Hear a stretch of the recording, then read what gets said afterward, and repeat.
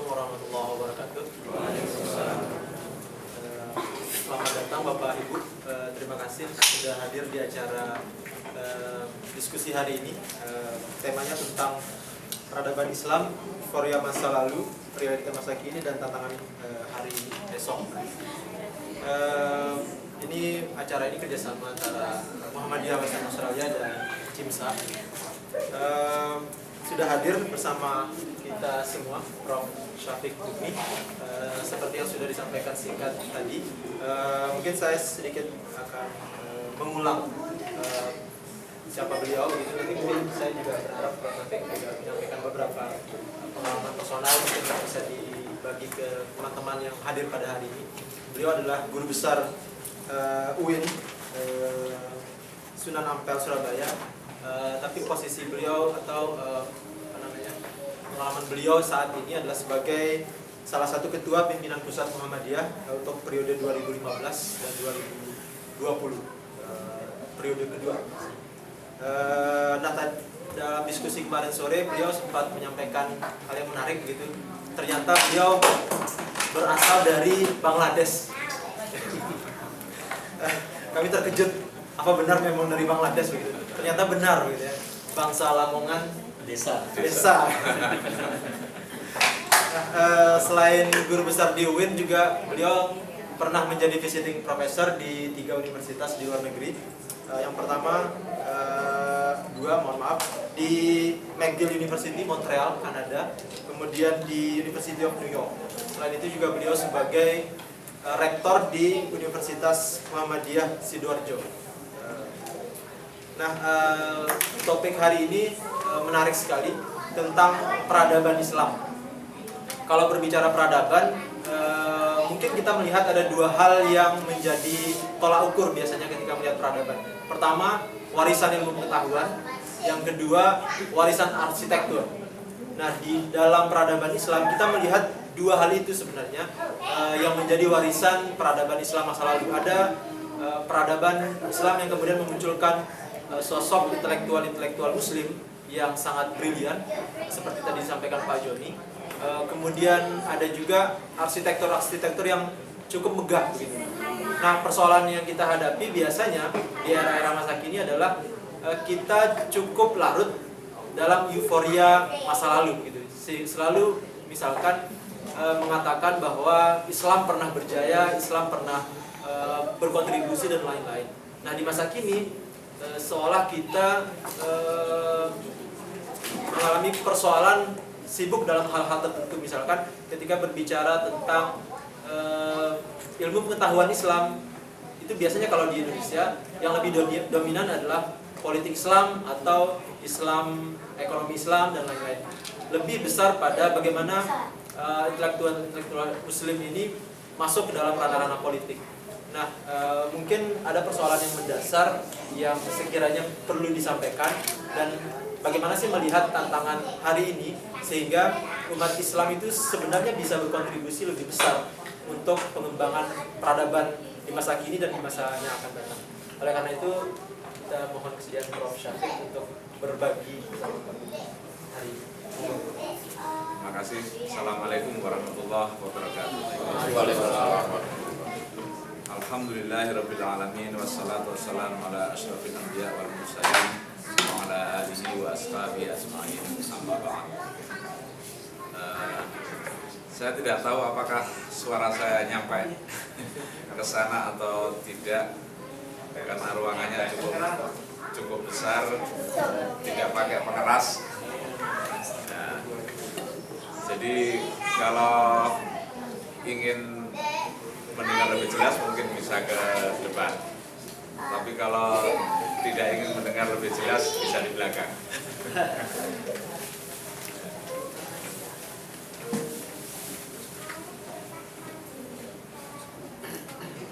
Oh, terus lanjut. Saya kira. Pertama-tama tentu saya menyampaikan terima kasih atas kesempatan ini. Kita bisa bersilaturahim dan mudah-mudahan ini silaturahim yang baik, yang membawa berkah untuk menambah pengetahuan kita, perkenalan di antara kita semua. saya diberikan tema tentang peradaban Islam. Saya kira sebagai Muslim kita memiliki landasan yang sangat kuat dari Al-Quran maupun Sunnah Rasulullah SAW, bahwa kita punya tanggung jawab besar untuk kemajuan dunia ini. Ya, di dalam Al-Quran kita disebut sebagai ummatan wasaton, umat yang berdiri tegak di tengah-tengah umat manusia ini.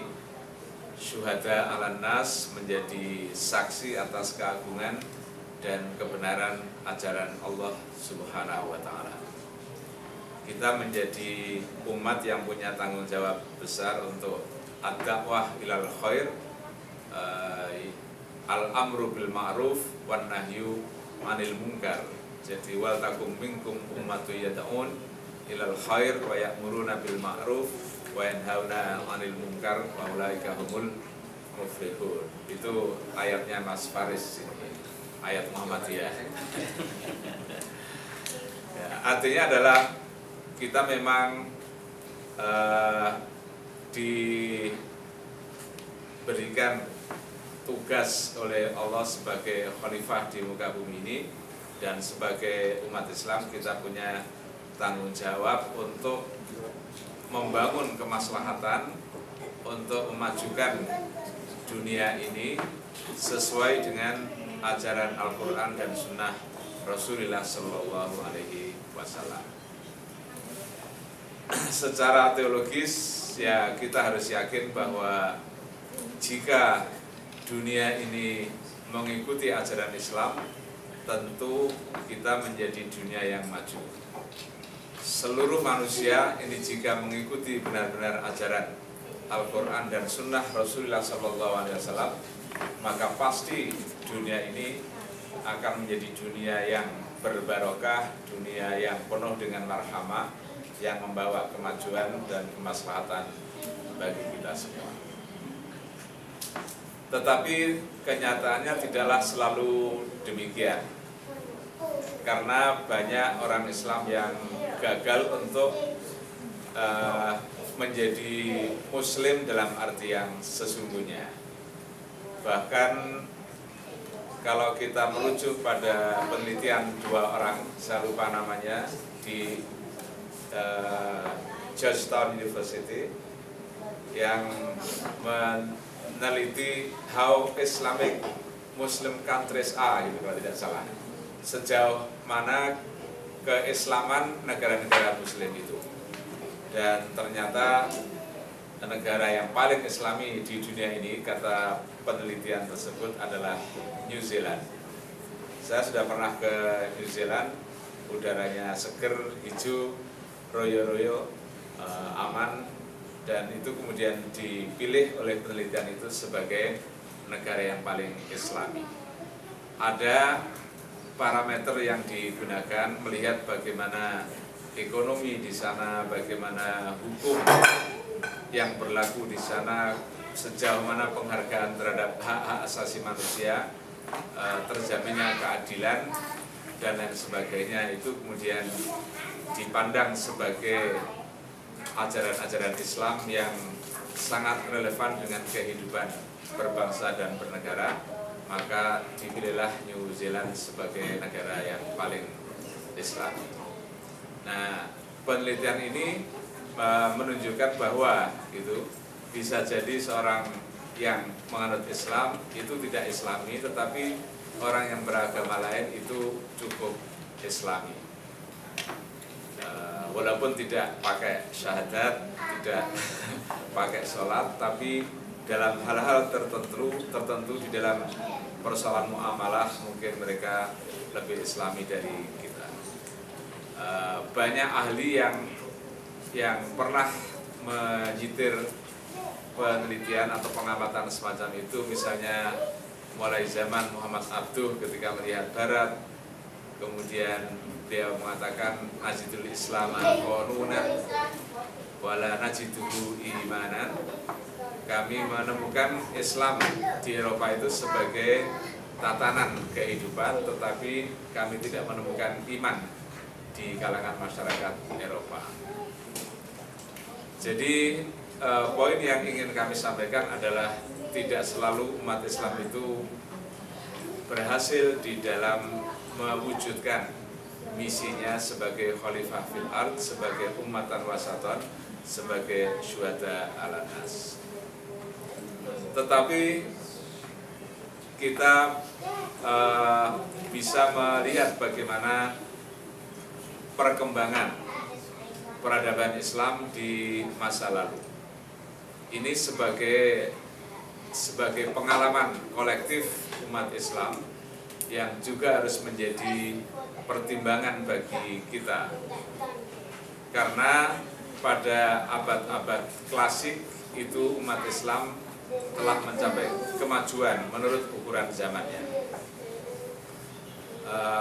Sehingga para ahli menyebutnya sebagai the golden age of Islam, sebagai zaman keemasan Islam. Disitulah umat Islam, khususnya para sarjana, para ulama, memberikan kontribusi yang sangat besar terhadap kemajuan peradaban dunia pada zaman itu. Nah, ada beberapa hal yang ingin kita lihat.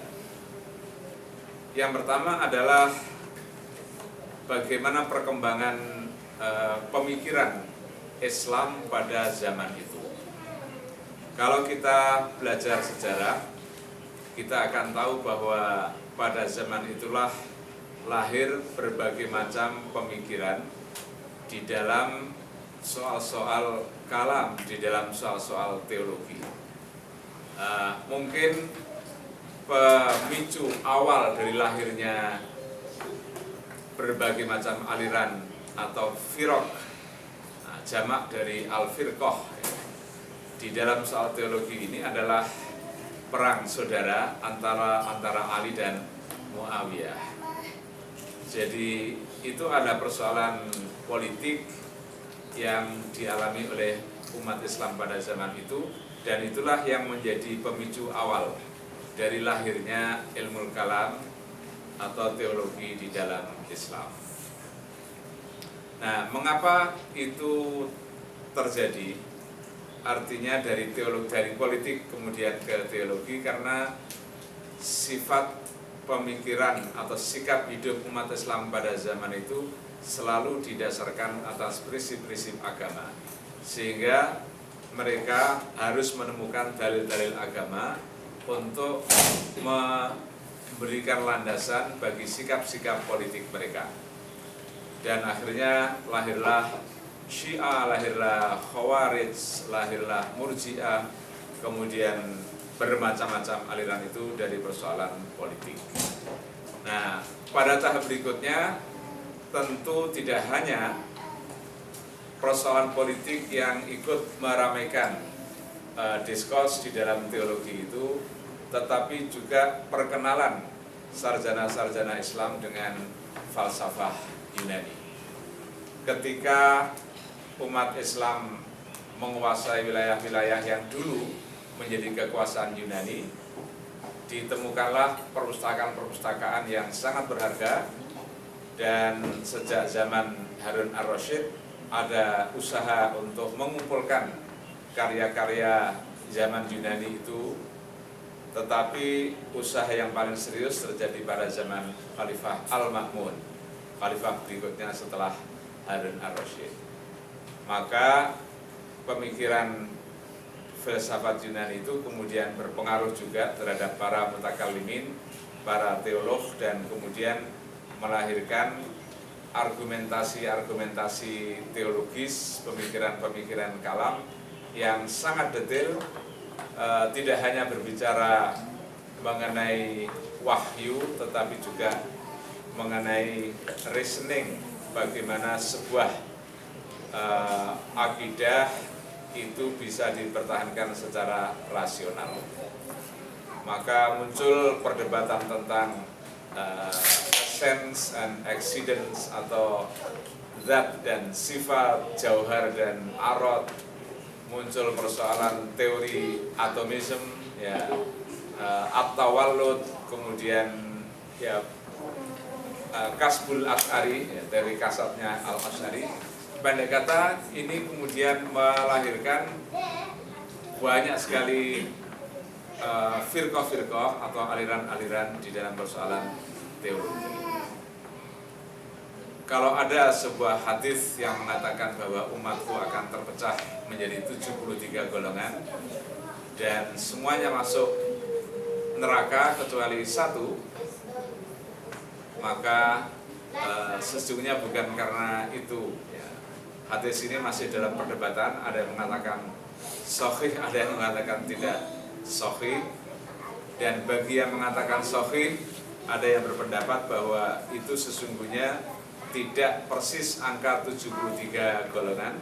Maksudnya adalah pokoknya banyak sekali pemikiran yang berkembang di dunia Islam. Bahkan ada hadis yang menyatakan 73 golongan itu yang 72 akan masuk surga, yang satu masuk neraka. Jadi bertentangan. Sama-sama hadis. Kita memang mencurigai bahwa hadis-hadis itu muncul dalam konteks pertarungan teologi, sehingga masing-masing harus punya landasan hadis, maka muncullah hadis-hadis yang bermacam-macam itu, yang sebagian bisa digunakan oleh Syiah, sebagian bisa digunakan oleh Sunni, sebagian bisa digunakan untuk Mu'tazilah dan lain sebagainya.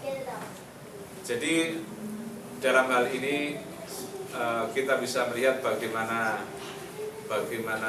pemikiran itu terus berkembang.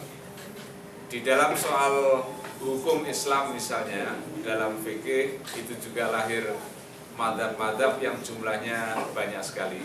Kalau sekarang kita hanya kenal 4 mazhab, Syafi'i, Maliki, Hanafi, dan Hambali, tapi sesungguhnya pada zaman itu tidak hanya 4, banyak yang muncul, tetapi karena proses alamiah dan proses politik yang berkembang, maka akhirnya 4 mazhab itulah yang bisa dipandang survive sampai dengan zaman sekarang.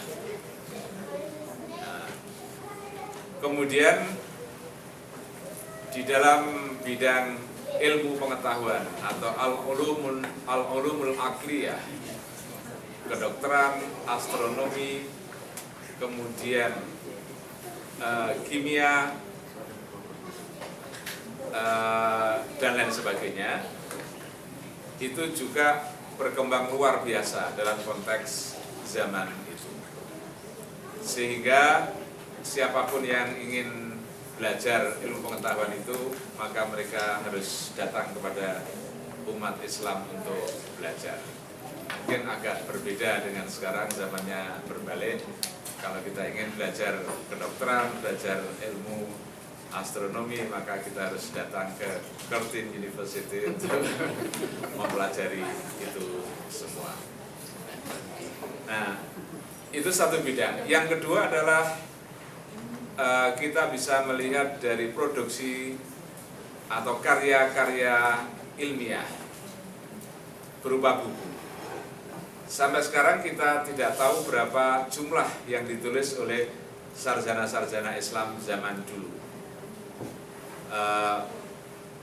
Saya pernah meneliti seorang penulis yang mungkin namanya tidak begitu dikenal di kalangan kita. Namanya adalah Ibnu Battah Al-Hukbari. Ini namanya saja mungkin jarang atau hampir tidak pernah kita dengar. Berarti bukan seorang penulis besar kira-kira. Saya melacak riwayat hidupnya dan saya menemukan informasi yang cukup berharga dari karya sejarah yang berbentuk tobakot. Tobakot itu oleh orang Amerika, orang Australia disebut sebagai biographical dictionaries. Jadi kamus biografi. Itu satu bentuk karya sejarah Arab yang nampaknya spesifik, yang disebut dengan tobakot. Nah, karena Ibnu Battah Al-Ukbari ini adalah seorang bermadzhab Hambali, maka tentu saya melihat Tabaqatul Hanabilah itu isinya adalah biografi ulama-ulama yang berada pada madzhab Hambali. Yang lain juga punya, misalnya Tabaqatul Syafi'iyah, itu ulama-ulama yang bermadzhab Syafi'i zaman lalu itu ada semua riwayat hidupnya di dalam Tabaqat itu. Ada Tabaqatul Mu'tazilah, ada Tabaqatul Atibba. Jadi para dokter dulu itu juga punya sejarah yang ditulis dalam bentuk itu. Ada Tabaqatul Syu'ara, para penyair-penyair itu ada semua. Kemudian ada Tabaqatus Sufiyah, para sufi itu juga ada karya sejarah yang khusus tentang itu. Ini menunjukkan betapa luar biasa karya pada zaman itu yang muncul. Nah, kembali kepada Ibnu Battah Al-Ukbari, saya mendapatkan informasi dari kitab Tabaqat ada sekitar 100 buku yang dia tulis. Lalu apa judul buku yang pernah ditulis? Kira-kira hanya sekitar 80-an yang bisa saya temukan. Kemudian kira-kira di mana buku yang ditulis oleh Ibnu Battah Al-Ukbari itu? Saya tentu harus melihat pada dua buku yang dua-duanya dalam bahasa Jerman. Yang pertama adalah tulisan Fuad Sezgin, orang keturunan Turki yang tinggal di Austria. Dia menulis sebuah buku Geschichte der Arabischen Schriften, jadi sejarah karya-karya Arab. Nah, dia mengumpulkan atau mengidentifikasi karya-karya semuanya itu, bukunya cukup tebal, berjilid-jilid, dan di situ hanya disebutkan bahwa buku Ibnu Battah ada kira-kira 20 yang ditemukan. 3 diantaranya sudah diterbitkan, sedangkan yang 17 itu masih dalam bentuk manuskrip. Jadi dari 100 buku itu hanya tersisa sekitar 20. 3 sudah diterbitkan, sedangkan 17 masih dalam bentuk manuskrip yang tersimpan sebagian di Bombay, sebagian di Hyderabad, sebagian di Kairo, sebagian tersebar di Princeton, ada di Royal Asiatic Society di Inggris, tersebar di mana-mana. Ya mungkin karena dulu umat Islam tidak memandang penting karya-karya itu, sehingga para orientalis yang datang bersama penjajah itu kemudian membawa naskah-naskah ke negara mereka, sehingga terkumpullah naskah itu di sana. Kemudian saya cek ulang di sebuah karya yang juga cukup besar, ditulis oleh Karl Brueggemann, seorang orientalis Jerman yang juga menulis karya Geschichte der Arabischen Literatur, yang itu juga hampir sama penemuannya. Sekian buku diterbitkan dan sekian buku yang tidak diterbitkan. Yang mana sekarang yang 80% itu mungkin sudah dibakar oleh bangsa Mongol ketika menyerang negara-negara Islam, mungkin karena kena banjir, mungkin karena dipangan rayap, kita tidak tahu, wallahu a'lam. Yang penting hanya sedikit yang tersisa. Nah, bayangkan dari seorang penulis saja itu sudah sekian banyak yang hilang, maka bayangkan kalau ada 100 atau 200 sarjana yang menulis karya ilmiah, maka kita sesungguhnya hanya menerima sisa yang jumlahnya tidak terlalu banyak. Nah, ini hanya sekedar menggambarkan betapa banyaknya karya ilmiah yang dilahirkan pada zaman. Yang ketiga, kita bisa melihat pusat-pusat keunggulan. pusat-pusat keunggulan, pusat-pusat peradaban yang dibangun pada zaman itu. Ada dua macam. Yang pertama adalah halakoh di masjid-masjid dan madrasah-madrasah. Dua pusat keunggulan atau pusat pengajaran itu lebih merupakan benteng dari faksi ya, di dalam pemikiran Islam yang disebut dengan faksi Ahlul Hadis. Faksi Ahlul Hadis yaitu orang-orang yang mengembangkan ilmu agama, menolak falsafah dan menolak ilmu kalam untuk diajarkan di halakoh dan madrasah-madrasah itu. Itu yang kita sebut sebagai kelompok Ahlul Hadis. Sekalipun kemudian terjadi perkembangan bahwa bentuk dari ilmu kalam tertentu itu juga diajarkan di madrasah. Tapi secara garis besar madrasah itu bersifat homogen. Semua gurunya muslim, semua siswanya muslim, yang diajarkan juga ilmu-ilmu Islam. Itu bentuk halakoh di masjid dan madrasah. Di samping ini ada bentuk pusat keunggulan yang lain, yaitu yang menjadi benteng dari Ahlur Ra'i. Ahlur Ra'i itu yang lebih rasional, yang lebih mengembangkan pemikiran. Contohnya adalah perpustakaan. Misalnya perpustakaan Baitul Hikmah di Baghdad itu menyimpan karya ilmiah atau karya falsafah yang beragam, dan kemudian mereka yang terlibat di dalam penelitian karya itu tidak hanya muslim.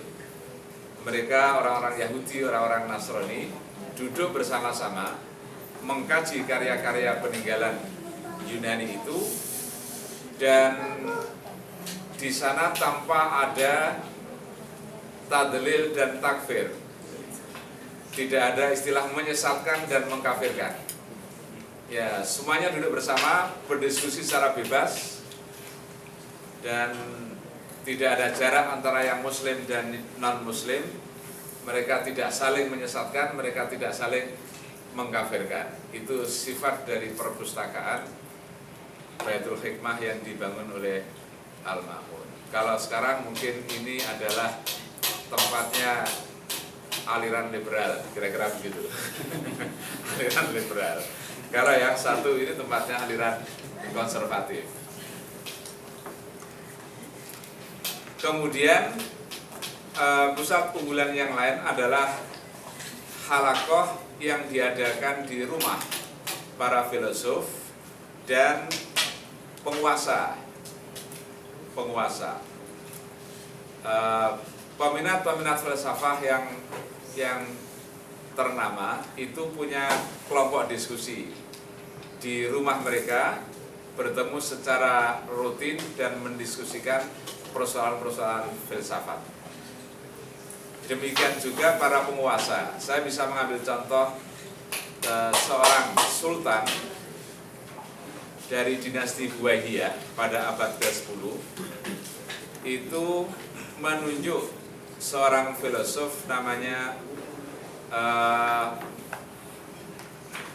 Ibnu Miskawai. Yang pernah belajar pendidikan Islam itu tahu siapa Ibnu Miskawai, ya, ahli pendidikan Islam. Tapi beliau juga adalah seorang filosof yang menjadi koordinator untuk diskusi di rumahnya Sultan Adudud Daulah di Baghdad. Nah, Ibnu Miskawai ini kemudian mengundang banyak peminat ilmu untuk berkumpul. Ada namanya Mata bin Yunus, itu orang Kristen. Kemudian ada Abu Sulaiman Al-Mantiki, itu juga seorang Kristen. Di sana ada orang Yahudi, Majusi. Semuanya berkumpul, dan yang sangat menarik adalah bahwa mereka merekam. Tentu tidak direkam dengan tape recorder atau dengan HP, itu belum ada zaman itu, tetapi direkam dengan catatan-catatan tangan. Dan kemudian catatan-catatan dari berbagai orang yang terlibat dalam diskusi itu diterbitkan dalam bentuk buku. Ada dua buku modern yang ditulis mengenai itu. Ada tulisan Adam Mesh yang berbahasa Jerman, tapi kalau tidak salah sudah diterjemahkan ke dalam bahasa Inggris. Kemudian ada tulisan lagi orang Belanda, tapi tulisnya juga dalam bahasa Inggris, Jules Kramer.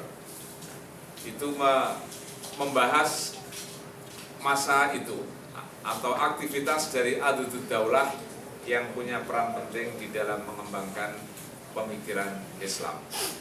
Jadi partisipan di dalam mengembangkan pemikiran Islam itu tidak hanya Muslim, sehingga kalau kita bicara peradaban Islam, itu partisipan di dalamnya juga sesungguhnya banyak sekali orang-orang non-Muslim yang ikut berjasa di situ. Ada Yahya bin Hunain, Hunain bin Ishaq, kemudian Ishaq bin Hunain, ada misalnya yang dikenal dengan John of Damascus, Yahya dari Damaskus, dan banyak orang. Kemudian di samping ada perpustakaan, kemudian ada halakoh semacam ini, ada juga studi-studi yang dilakukan di rumah sakit, khususnya di bidang kedokteran. Kemudian observatorium juga banyak dibangun untuk mengembangkan pengamatan dan studi di bidang astronomi, atau yang sekarang dikenal dengan ilmu falak atau ilmu hisab. Nah, jadi selama zaman klasik, ya taruhlah kira-kira berkembang mulai zaman sahabat abad ke-7 kemudian sampai dengan abad ke-12, itu adalah masa-masa keunggulan peradaban Islam yang sangat berjasa di dalam kemajuan bangsa-bangsa di dunia ini. Tetapi masa sesudah itu umat Islam masuk pada zaman yang disebut dengan masa pertengahan atau the Dark Age of Islam, masa kegelapan atau masa kemunduran dari umat Islam. Banyak sebab yang kira-kira menjadi pendorong bagi kemunduran Islam itu. Berbagai studi, analisis, interpretasi telah dilakukan. Dan sebagian mengatakan ini adalah gara-gara bangsa Mongol. Jadi bangsa Mongol itu muncul di Asia Tengah, menjajah negara-negara Islam, dan kemudian menghancurkan buku-buku dibakar, para ulama intelektual banyak yang dibunuh, dan punya dampak yang sangat tragis terhadap ekonomi Timur Tengah, sehingga pendek kata hancur lebur ketika bangsa Mongol itu kemudian menguasai daerah di Timur Tengah. Jadi Mongol blame for everything, disalahkan dalam semua hal. Kemudian orang juga mungkin berpikir ini adalah gara-gara Al-Ghazali. Imam Al-Ghazali itu oleh sebagian dipandang sebagai penyebab dari kemunduran dunia Islam. Nah, bagaimana kok bisa itu? Karena Al-Ghazali itu yang semula adalah seorang filosof, seorang mutakalim, dan seorang faqih, kemudian mengalami kegelisahan sampai sakit, mengalami kebingungan, mana yang benar, seolah-olah semuanya benar, semuanya mengaku benar. Al-Ghazali kemudian merenung, lalu menyatakan semuanya itu punya potensi untuk menyesatkan. Sehingga kita harus berhati-hati kalau menolak, kalau perlu harus menolak falsafah. Kemudian ilmu pengetahuan itu juga bisa menjerumuskan, ilmu kalam atau teologi itu juga potensial menyesatkan, aliran Syiah itu juga salah dan lain sebagainya.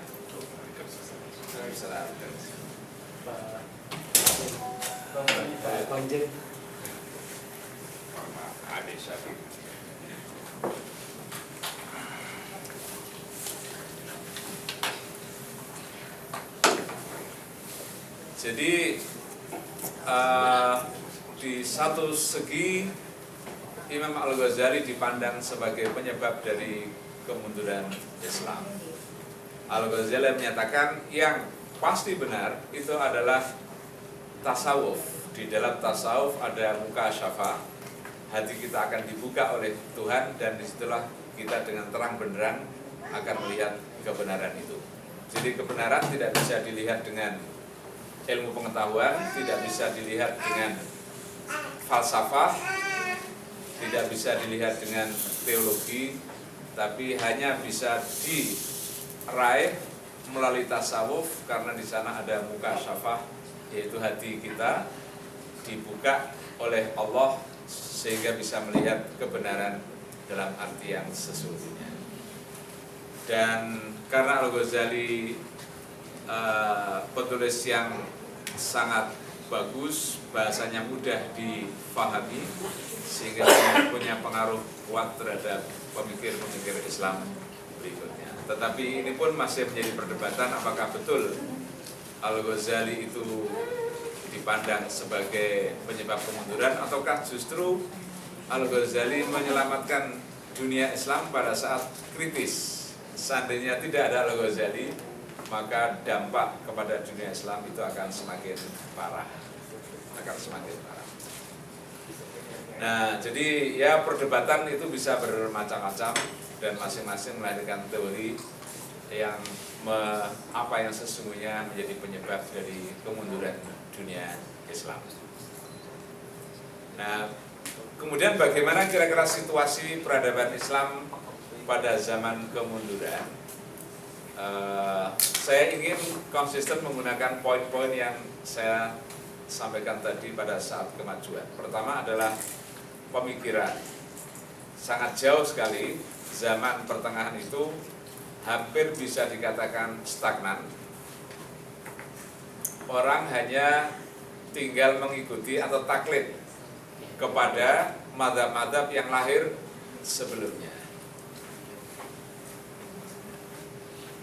Jadi orang tidak perlu lagi berijtihad, bahkan ada fatwa yang tidak begitu jelas dari mana, tapi itu menjadi mentalité. Mentalité itu bahasa Prancis yang biasa digunakan untuk menunjukkan cara berpikir zaman itu, yang menyatakan insidadu babil ijtihad, tertutupnya pintu ijtihad. Jadi orang tidak perlu lagi berijtihad, tinggal taklid saja. Mau ikut Syafi'i, silakan ambil Syafi'i. Mau ikut Hanafi, silakan ambil. Dalam teologi mau ikut Asy'ariyah, tinggal ambil saja, ikuti semua dan tidak perlu berpikir lagi. Karena yakin bahwa hasil dari pemikirannya itu benar. Tidak mungkin kita lebih pintar dari mereka. Sehingga kalau kita mencoba untuk berpikir sendiri, itu bisa dikatakan kurang ajar. Ya, pada zaman itu. Mengapa tidak ikut saja para imam-imam mazhab yang dulu pakai pikir sendiri, berijtihad sendiri, ini malah bisa tersesat dan akhirnya kemudian masuk neraka. Sehingga fatwa insidadu babil ijtihad, tertutupnya pintu ijtihad itu menjadi semangat zaman yang lahir pada zaman itu. Sekalipun tentu masih ada pemikir-pemikir lain semacam Ibnu Taimiyah, kemudian Jalaluddin As-Suyuti yang menyatakan ijtihad masih harus tetap dibuka. Gitu. Tapi itu minoritas sekali, ulama yang jumlahnya sangat minoritas. Yang kedua adalah produksi karya ilmiah dalam bentuk buku itu sesungguhnya masih cukup banyak yang lahir. Tetapi dari sudut originalitasnya berkurang. Tidak seoriginal pada zaman klasik atau zaman sebelumnya. Lahirlah jenis buku-buku yang berjudul syarah. Syarah itu artinya uraian atau penjelasan. Kalau orang Malaysia menyebut dosen itu pensyarah, itu karena menjelaskan sesuatu, pensyarah. Jadi karya dalam bentuk syarah itu banyak sekali. Kemudian ada karya dalam bentuk khulasah atau talkhis. Itu adalah karya ringkasan. Jadi buku yang dulu kecil diperluas menjadi syarah, dan buku yang cukup tebal diperkecil menjadi talkhis atau mulakhos atau khulasah. Yang setelah dikasih syarah masih kurang tebal, itu kemudian diberi hawamish, catatan-catatan pinggir, supaya buku itu menjadi tebal. Nah, jadi itu adalah model karya pada zaman pertengahan tersebut. Kemudian dari sudut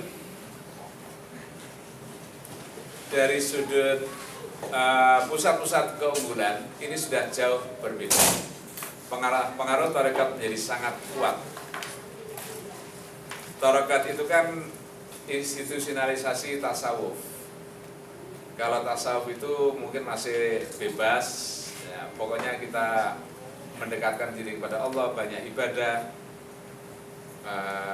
zuhud dan sebagainya. Tapi kalau tarekat itu tasawuf yang terinstitusionalisasi, terorganisasi, sehingga orang tidak boleh keluar dari cara-cara yang ditentukan oleh sebuah tarekat.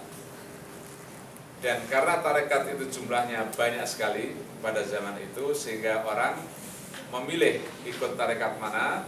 Kalau ikut A harus konsisten melakukan amalan-amalan yang diajarkan oleh tarekat A. Dan karena tarekat itu punya sistem, maka ketika kita lihat apa subsistem yang ada dalam tarekat itu, yang pertama adalah persoalan sanad.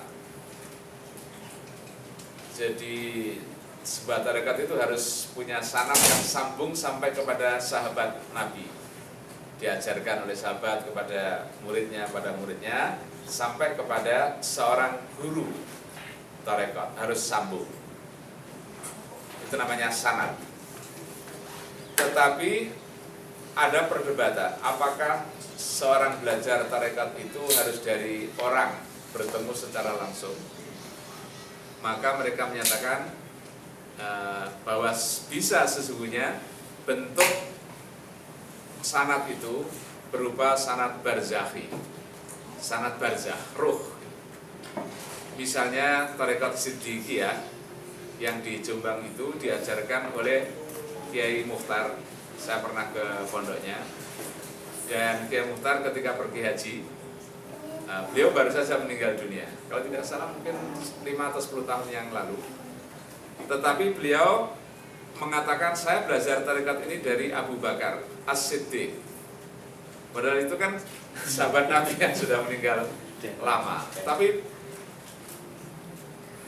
pada kata believe it or not, ya, percaya atau tidak, bagi pengikutnya sangat percaya bahwa Kiai Mukhtar itu memang benar-benar belajar tarekat dari Abu Bakar As-Siddiq, sehingga tarekatnya disebut dengan tarekat Siddiqiyah, dinisbahkan kepada Abu Bakar As-Siddiq. Kemudian yang kedua, ajaran tarekat itu memiliki formula zikir yang tetap. Jadi kalau wiridan harus la ilaha illallah, kemudian semakin kencang, kemudian menjadi Allah, Allah, Allah, kemudian hu. Itu masing-masing tarekat punya cara ibadah atau ritual tersendiri dan berbeda dari satu tarekat ke tarekat yang lain. Yang ketiga adalah tarekat itu harus punya mursyid, harus punya guru, dan pengikutnya disebut dengan murid. Jadi kalau kita menggunakan istilah siswa itu murid, itu berasal dari dunia tarekat. Nah, ada hubungan yang spesifik yang harus ditaati oleh murid kepada mursyid dari tarekat itu. Misalnya seorang murid harus taat kepada mursyidnya. Kemudian ada satu yang biasanya sangat menarik di bukunya Muhammad Amin Al-Qurdi yang berjudul Tanwirul Qulub fi Mu'amalati Allamil Ghuyub, disebutkan bahwa pengikut tarekat itu harus tunduk dan taat pada gurunya, sehingga jika sang guru itu sedang menaksir seorang wanita, maka murid-murid laki-laki yang lain itu dilarang mendekati wanita itu. Itu ada di kitab Tanwirul Qulub fi Mu'amalati Allamil Ghuyub. Nah, cara berpikir tarekat ini kemudian berpengaruh terhadap dunia pendidikan, sehingga sistem pendidikan yang berjalan pada saat itu sangat tersentralisasi pada tokoh guru atau para ulama yang pola hubungannya sudah ditentukan. Misalnya ada kitab tulisan Az-Zarnuji, Ta'limul Muta'alim, itu diajarkan bahwa seorang murid harus juga tunduk patuh, hormat kepada gurunya, bahkan tidak hanya kepada guru itu tapi juga kepada keluarganya. Dan kata teman-teman pesantren, atau harus juga kita menghormati kucingnya katanya. Atau menghormati ayamnya, karena santri di pondok itu kan sering mencuri ayamnya kiai. Kalau kelaparan malam-malam itu, sehingga harus diperluas bahwa menghormati gurunya itu juga harus menghormati ayamnya.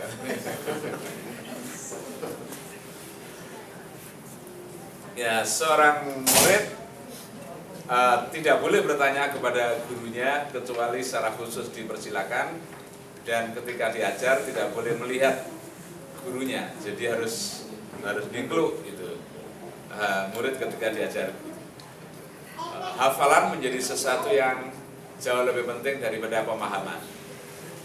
Hafal kitab itu nilainya tinggi, walaupun tidak paham itu tetap mendapatkan nilai tinggi daripada paham tapi tidak hafal.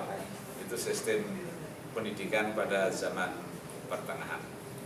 Nah, itu terjadi karena pengaruh ya tarekat yang masuk ke dunia pendidikan, yang kemudian menghasilkan pola hubungan yang seperti itu, sifat pembelajaran yang seperti itu, sehingga bisa dikatakan hampir tidak melahirkan inovasi baru, tidak ada kreativitas yang lahir dari sistem pendidikan pada zaman pertengahan. Nah, kemudian setelah itu terus ada perubahan ketika dunia Islam ini masuk pada zaman modern. Ketika Barat yang belajar dari sarjana-sarjana Islam itu kemudian berkembang dan umat Islam sendiri kemudian tertinggal, maka pada kira-kira abad ke-18, 19 itu mulailah ulama, pemikir-pemikir Islam terkejut. Kok bisa sekarang Barat begitu maju dan bahkan menjajah hampir seluruh dunia Islam? Barulah terkejut. Sebelumnya masih merasa tenang-tenang saja, masih merasa al-Islam itu kan ya'lu wa la yu'la alaih. Tidak ada yang lebih tinggi dari Islam. Sebelumnya masih merasa bahwa kita ini adalah makhluk pilihan, manusia pilihan yang pasti akan masuk surga. Sedangkan mereka adalah orang-orang kafir yang pasti masuk neraka dan tidak akan bisa maju.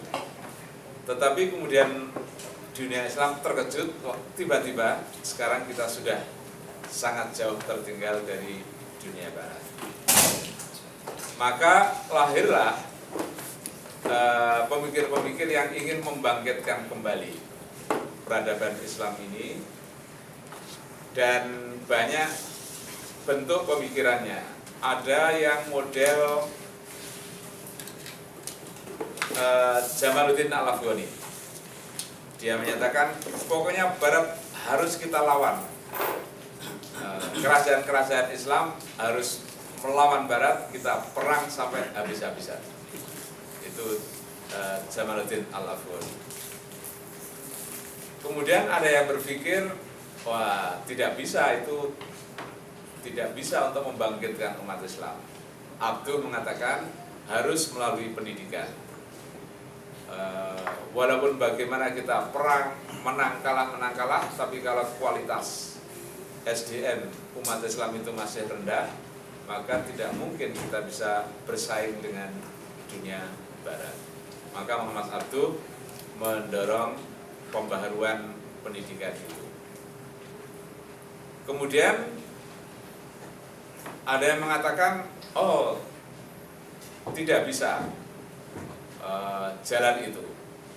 Kita harus tolak semua apa yang datang dari barat. Kalau Abdul kan mengatakan, ya kita belajarlah dari orang barat itu supaya kita pinter dan kemudian kita bisa bersaing. Kalau Abdul. Tapi ada yang lain berpikir, enggak, kita tolak semua. Barat adalah jahiliyah, barat adalah kufur, maka semuanya harus ditolak. Baru kemudian umat Islam akan menjadi umat yang maju. Kemudian ada yang berpikir, tidak, kita harus tiru barat. Nah, Kemal Atatürk itu menyatakan tidak bisa kita maju. Kita hanya bisa maju kalau kita kemudian meniru barat. Adzan harus dirubah ke dalam bahasa Turki, kemudian jilbab dilarang, lalu pakaiannya juga harus ikut pakaian barat, nama-nama dirubah menjadi nama barat dan bermacam-macam. Nah, pendek kata, itu adalah salah satu contoh ya, dari cara berpikir yang sesungguhnya ingin juga menurut pilihan saya memajukan Islam, tapi memilih jalan sekularisasi,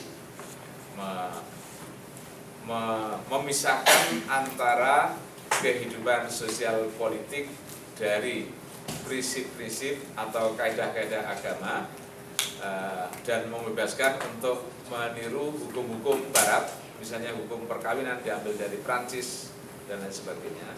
Maka lahirlah apa yang disebut dengan sekularisme di Turki yang sampai sekarang mungkin masih kita rasakan bagaimana dampak dari ajaran Kemal Atatürk di sana. Jadi kita melihat tokoh-tokoh Islam ini bingung bagaimana caranya ini memajukan dunia Islam, masing-masing mengemukakan sendiri-sendiri. Nah, saat ini saya ingin melihat dua aspek dari peradaban Islam. Pertama adalah dari sudut pandang kemajuan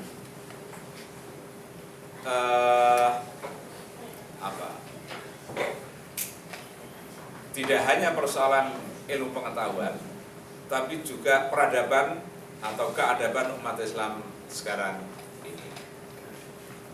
Bergerak maju, saya kira, saya yakin banyak umat Islam yang semakin pinter. Ya. Dulu tidak ada yang kuliah di Kertin, sekarang sudah banyak. Saya yakin tambah pinter. Tetapi tidak ada suasana politik yang mendukung kemajuan ini atau mempercepat dari kemajuan ini. Apa suasana politik itu? Ialah pecah belahnya dunia Islam ini. Nah, kemarin sudah kita diskusikan, ada problem radikalisme, ada problem pertarungan politik antara kelompok poros Amerika, Saudi, Israel dan lain sebagainya. Kemudian ada poros Turki, kemudian ada poros Iran dan lain sebagainya.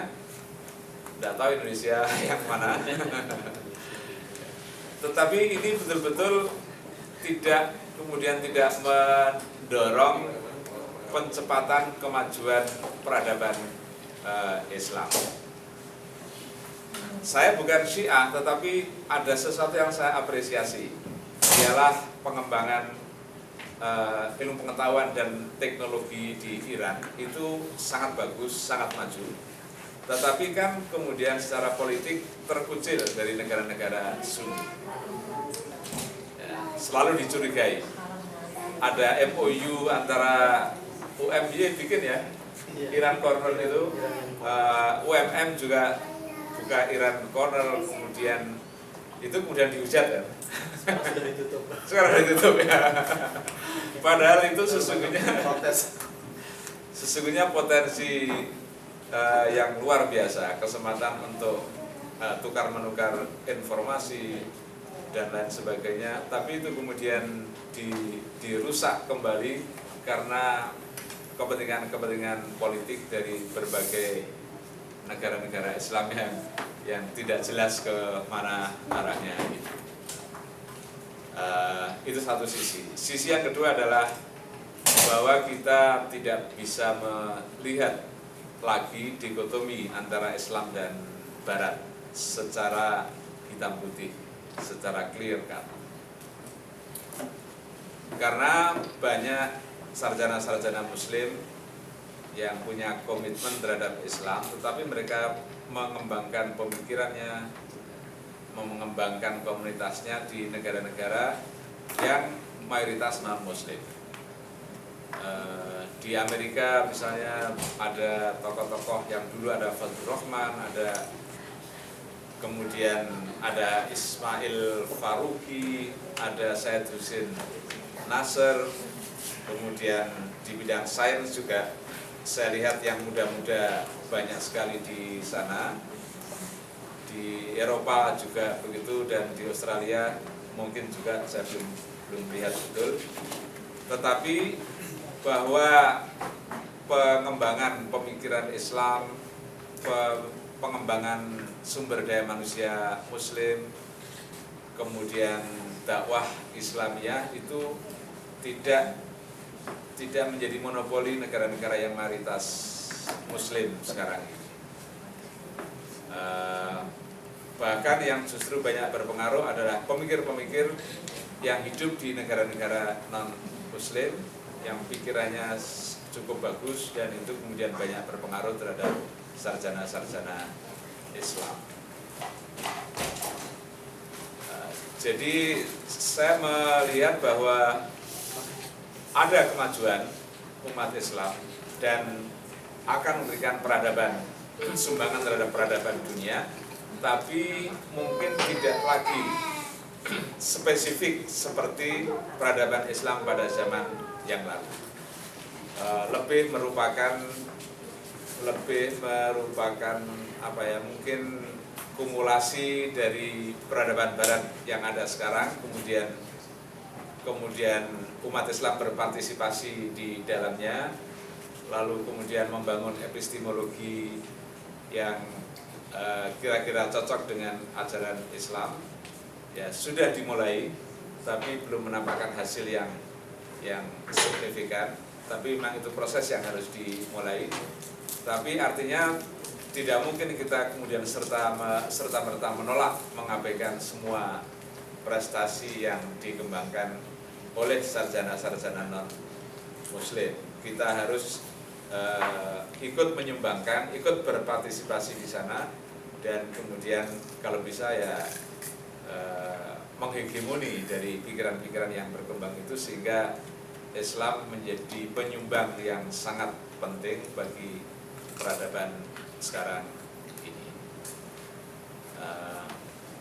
Jadi kesimpulannya adalah bahwa kita tidak mungkin mengharapkan apa yang sudah terjadi pada masa lalu itu persis terjadi lagi pada zaman sekarang, dan kita tidak akan bisa berpartisipasi dalam bangun peradaban dunia lebih positif lagi kalau umat Islam masih banyak diganggu oleh persoalan-persoalan politik, sehingga tidak melihat progres yang cukup cepat bagi sumbangan kita. Terima kasih. Assalamualaikum warahmatullahi wabarakatuh. Waalaikumsalam. Terima kasih banyak Prof. Syafiq atas uraian syarahan meminjam bahasa Malaysia yang cukup komprehensif mengenai peradaban Islam dari era kebangkitan, kemudian Golden Age, pertengahan hingga modern.